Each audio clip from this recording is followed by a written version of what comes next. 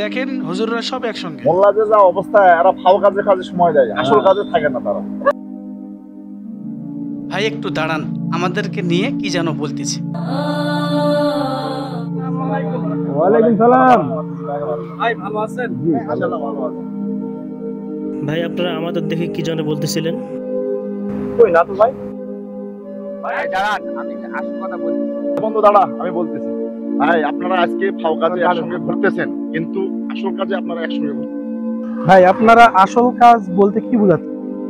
বড় ভাই, দেশের বর্তমান পরিস্থিতির কথা বলতেছি আর কি।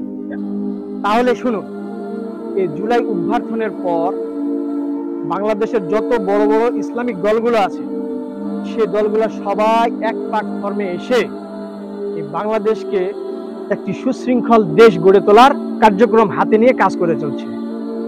ইনশাল্লাহ অনেক দূর অগ্রসর হয়েছে। যখন এই দলগুলো সবাই এক প্ল্যাটফর্মে এসে কাজ করবে, তখন দেশ, মানবতা, ইসলামের জন্য বাংলাদেশে ভালো কিছু একটা বিপ্লব ঘটাবে।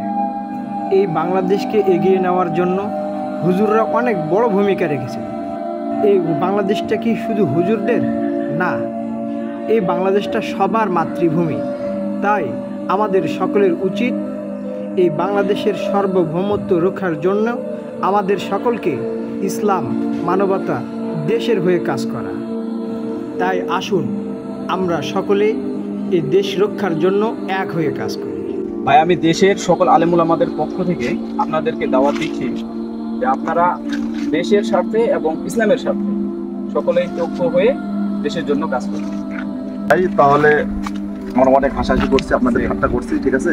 আপনারা মানে আপনাদের মন থেকে আমাদের মাফ করে দিবেন এবং আমাদের জন্য দোয়া করবেন, আমরা যেন আমাদের পথে অগ্রসর হতে পারি বা দ্বীনের দাওয়াত দিতে পারি, ইসলামের পক্ষে সবাইকে নিয়ে যেতে পারি। ঠিক আছে বন্ধু, তাহলে আমরা দেশ এবং ইসলামের খাতিরে এক হয়ে কাজ করি। আমরা সবাই সঙ্গে থাকবো, দেশ, মানবতা, ইসলামের স্বার্থে এক হয়ে কাজ করি।